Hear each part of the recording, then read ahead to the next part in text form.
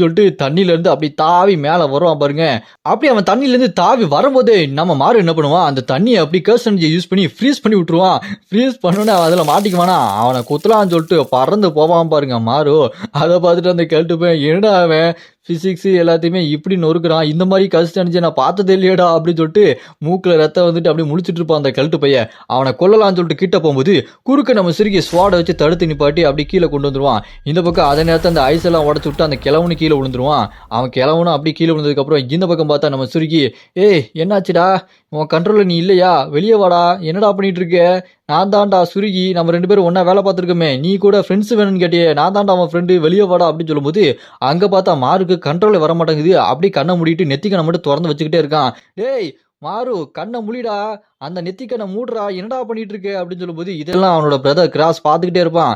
டேய் எந்திரா, என்ன ஞாபகம் இல்லையாடா, நீ கூட அந்த சின்ன பையன் கிட்ட நல்லா பேசிக்கிட்டு இருந்தியே, அவன் கூட அந்த கிழவனா மாதிரி வாயிலே குத்துனானே, என்னடா பண்ற டேய் அப்படின்னு சொல்லிட்டு கத்திக்கிட்டே இருப்பான். இதில் அவனோட பிரதர் கிராஸ் அப்படியே பார்த்துக்கிட்டே இருந்தவன் அவன் பிரதர் மாறு முன்னாடி அவனோட கையை நீட்டி, டேய் மாறு கூல் டவுன் ஆகுடா அப்படி சொன்ன உடனே மாறு மயங்கி கீழே விழுந்துருவான். இந்த பக்கம் பார்த்தா குத்துச்சி கோவிந்தன் நம்ம சிறுகி அட்டாக் பண்ணியிருப்பான் இல்லையா, அந்த அடியில நம்ம சிறுகி அப்படியே மயங்கி விழுந்துருவான். அவன் விழுந்ததை பார்த்துட்டு இந்த கிராஸ் இருக்கான் பாருங்க, பிரதர் கிராஸ், நம்ம சிறுகியை பார்த்து, என்ன மனுஷங்க நான் நினைச்சதை விட ரொம்ப வித்தியாசமா இருக்கிறாங்க, என்ன பண்றது அப்படின்னு சொல்லிட்டு சண்டை போறதை பத்தி யோசிச்சுட்டு இருந்தவன் இப்போ கொஞ்சம் வித்தியாசமா யோசிச்சுட்டு இருப்பான். இதோட இந்த எபிசோடு இங்க முடியுது.